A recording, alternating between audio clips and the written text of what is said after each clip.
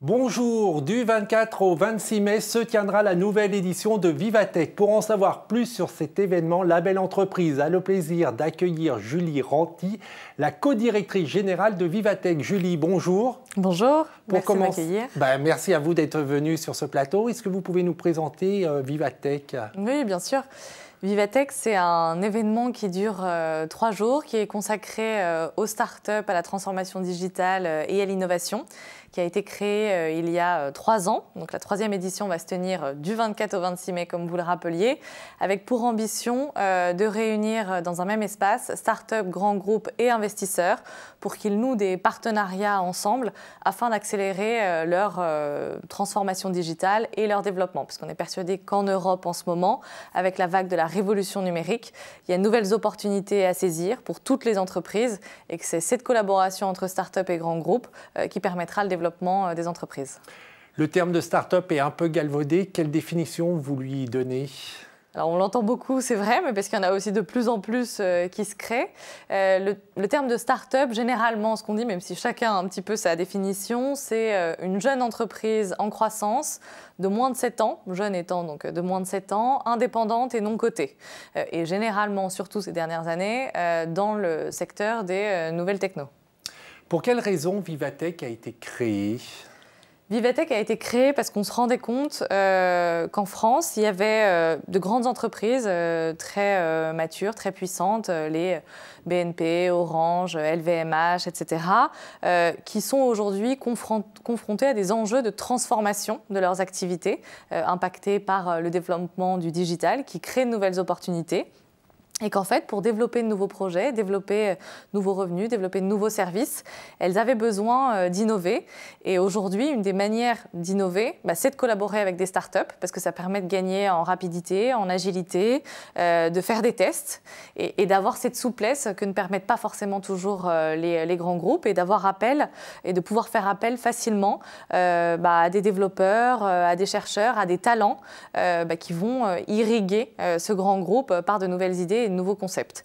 Et qu'en parallèle, il y avait une volonté très forte de la part des jeunes et des moins jeunes de se lancer dans l'entrepreneuriat et un réel besoin de déboucher des entreprises qui étaient créées. Et à la différence des États-Unis, on a en France aujourd'hui encore un petit peu moins de capitaux qui sont investis. Donc la perspective de collaboration avec un ou des grands groupes est un vrai vecteur, d'accès à des clients et accès à des marchés, et 2, de développement de financement, et 3, d'accès à des structures d'incubation, d'accélération et de mentoring et de coaching qui permettent à ces startups de se développer et d'accélérer. Quelles vont être les nouveautés de cette 3e édition de Vivatech ? Alors, les nouveautés sont multiples. Tout d'abord, le positionnement de Vivatech autour des 4 grands piliers est pérenne, puisque le succès des 2 premières éditions nous a confortés dans ces choix. On a, l'année dernière, je ne l'ai pas rappelé, mais réussi à rassembler 68 000 visiteurs sur les 3 jours, 2 journées réservées aux professionnels, puis une journée grand public, dont 6 000 startups parmi ces 68 000 visiteurs qui venaient du monde entier. On avait 40% de startups internationales qui étaient exposantes à Vivatech. 1500 investisseurs et 1400 journalistes. Donc on pense vraiment que le concept est validé. Ce concept, il se décline autour de 4 grands piliers. Le premier, ce sont les labs.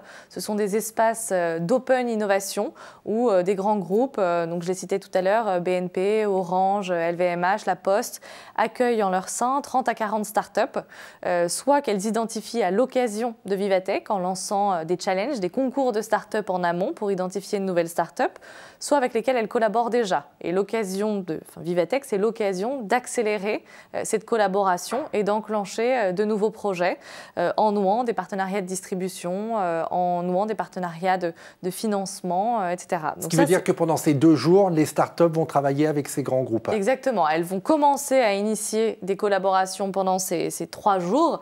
Et ensuite, l'objectif, c'est que cette collaboration soit pérenne et débouche sur une relation qui se prolongera bien au-delà de Vivatech. Et c'est aujourd'hui quelque chose qu'on mesure.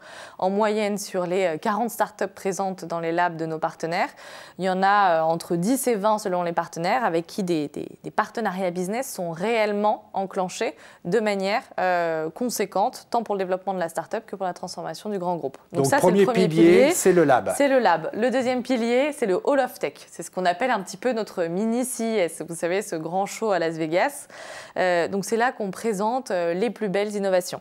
C'est là que Google a présenté sa Google Car en première année. Donc son prototype, c'était encore un prototype à l'époque de véhicules autonomes. Vous savez, ces véhicules qui se conduisent tout seuls, sans chauffeur, exactement. C'est là que Bouygues présente des exemples d'impression 3D.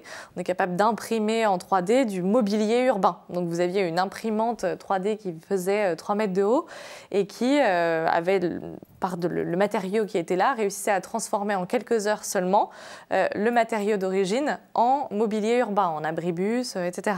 Vous aviez aussi énormément de démonstrations en matière d'intelligence artificielle faites par Facebook, Google ou IBM Watson. Donc ça, c'est le second pilier. Le troisième pilier, c'est ce qu'on appelle la zone Accelerate.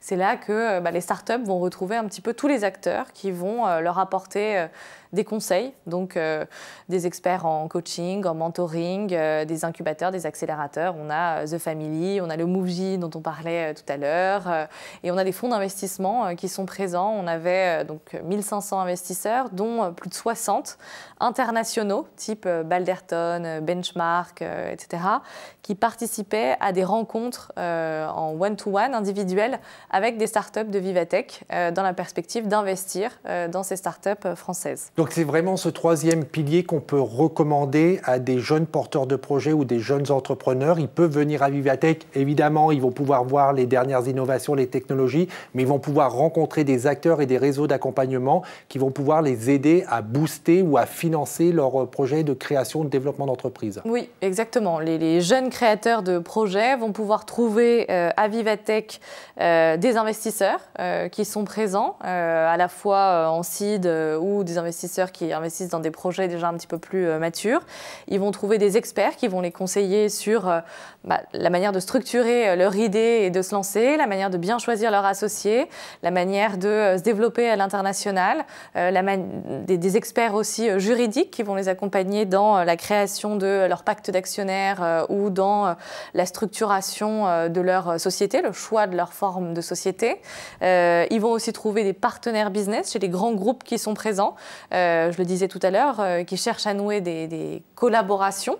Donc, ils vont trouver des grands groupes qui vont les accueillir dans leur structure d'incubation ou d'accélération, ou des grands groupes qui vont simplement leur donner des contrats. Et c'est aujourd'hui ce que les startups recherchent. Bien sûr, des clients pour faire tourner la boîte. Comptes, exactement, qui vont pouvoir investir dans des contrats assez ambitieux et puis souvent s'installer dans une relation de collaboration pérenne. Ce qui est très important pour un créateur d'entreprise, c'est de réussir à développer aussi un flux de revenus stable d'une année sur l'autre.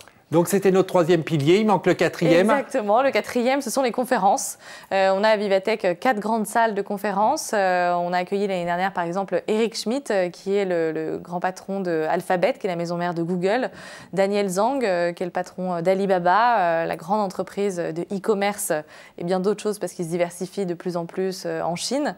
On avait John Collision, qui est le fondateur de Stripe, une fintech, donc une start-up spécialisée dans la finance américaine, qui est aujourd'hui le plus jeune milliardaire de 25 ans, qui a seulement 25 ans et qui a lancé une fintech qui est aujourd'hui utilisée par énormément de sites de e-commerce. Et cette année, on aura qui ?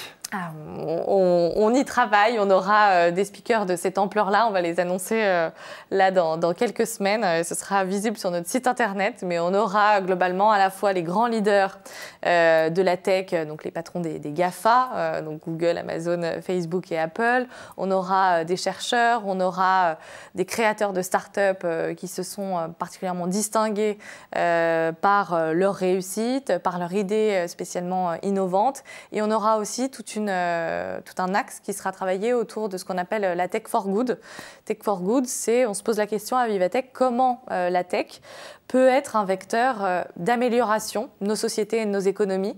Donc comment ça peut permettre à des jeunes éloignés de l'emploi de trouver, de bénéficier des opportunités créées par le digital, comment ça peut permettre de donner accès à l'éducation pour tous, comment ça peut permettre de lutter contre le réchauffement climatique et du coup de créer ce qu'on appelle des smart cities, donc des villes qui sont connectées, qui consomment moins d'énergie et moins de matières premières globalement et qui sont du coup plus durables. C'est un petit peu tous ces sujets-là qu'on va aborder à Vivatech, voir la tech vraiment de manière positive et inspirante pour contribuer de moins à un monde meilleur. Meilleur, exactement. Quels sont les secteurs que vous pourriez recommander à ceux qui veulent se lancer, qui n'ont pas forcément choisi encore dans quel domaine d'activité ils veulent se lancer? Quels sont les secteurs à vos yeux qui sont porteurs?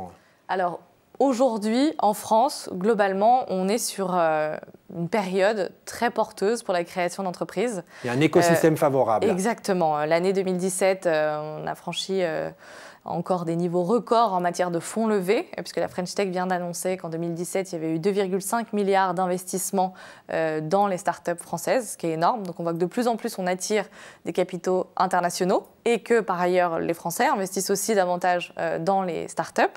On a un tissu entrepreneurial français qui est très riche. Les jeunes qui sortent d'école et les moins jeunes ont aujourd'hui tous envie de se lancer dans les startups. Et on a un niveau de formation de nos étudiants qui est très élevé. Donc on a des très bons chercheurs et des jeunes très diplômés donc, qui sont très recherchés aussi pour créer des boîtes. Et les secteurs aujourd'hui qui sont les plus porteurs, c'est d'une part l'intelligence artificielle. L'intelligence artificielle aujourd'hui est un petit peu partout, elle se répand dans tous les secteurs d'activité, que ce soit dans le marketing et ce qu'on appelle l'adtech, donc tout ce qui est marketing, publicité, communication, pour adresser des publicités ciblées qui vont être plus efficaces et du coup permettre de rationaliser les investissements publicitaires qu'on fait et de gagner en impact. Ça va être dans le domaine de la santé. Aujourd'hui, grâce à l'intelligence artificielle, on va pouvoir détecter plus facilement de nouvelles pathologies puisqu'on passe d'une ère de l'analyse de ce qui a été constaté au prédictif, au travers des données qu'on va collecter et qu'on va pouvoir un petit peu faire parler au vu de ce qui a été fait par le passé, de ce qui a été constaté par le passé. On va pouvoir prédire d'éventuels risques de maladies et détecter, encore une fois, de nouvelles pathologies. Et ça se déploie aussi, par exemple, dans l'industrie et dans plein d'autres secteurs. Donc l'intelligence artificielle. L'intelligence artificielle d'une part. L'industrie 4.0 est aussi un secteur qui a particulièrement le vent en poupe en France. On le voit avec des acteurs comme Vinci Énergie, Bouygues, Air Liquide, qui sont particulièrement actifs sur le sujet, que ce soit dans les nouveaux modes de production dans les usines, où de plus en plus on a des robots qui sont des robots compagnons des ouvriers et des salariés de ces usines pour les accompagner dans les tâches les plus difficiles. On a une introduction de la réalité virtuelle aussi dans l'industrie qui va permettre d'accompagner la formation des ouvriers et également de nombreux process qui sont optimisés, notamment aussi grâce à l'intelligence artificielle en matière de logistique. Donc c'est un des secteurs sur lesquels la France est particulièrement en pointe. Et enfin, on a encore les secteurs de la réalité virtuelle qui à la base était limité globalement au secteur du divertissement et du jeu, du gaming, qui aujourd'hui se déploie, je le citais, dans l'industrie 4.0, dans la santé et dans la formation dans les RH. Et enfin, je dirais la cybersécurité, où il y a de gros enjeux, particulièrement cette année, avec l'introduction aussi d'une nouvelle réglementation, la RGPD, donc tout ce qui est la protection des données personnelles des citoyens, qui est de plus en plus au cœur des préoccupations des Français, puisqu'il y a de plus en plus de données, que les entreprises utilisent ces données pour les monétiser, mais qu'il y a des vrais enjeux, de protection des données, et deux, pour les entreprises aussi, de protection des données qu'elles collectent et de leurs propres données. Donc la cybersécurité est un des gros enjeux des années à venir et c'est par exemple Thales, SAP, Airbus, des entreprises comme ça cherchent des partenaires et des startups avec lesquels développer une nouvelle solution innovante en matière de cybersécurité. Julie, merci beaucoup pour cette présentation assez complète de Vivatech. Merci à vous, j'étais ravie. Et pour ceux qui veulent en savoir plus, pour suivre l'actualité de Vivatech, le site internet c'est vivatechnologie.com. On se retrouve très prochainement. Vous pouvez revoir cette émission sur demain.fr. En attendant que le souffle de la création et que l'esprit de demain vous accompagne. Au revoir.